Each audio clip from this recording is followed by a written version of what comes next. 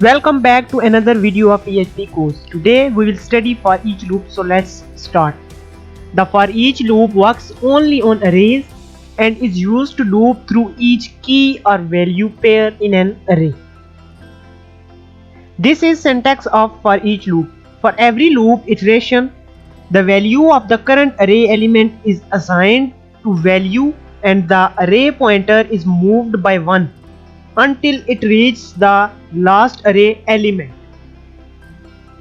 This is example of for each loop. In this example, we will output the values of given array. We have array named colors and it has 4 values. We will simply use for each to print values of array. As you can see, this is output of our example.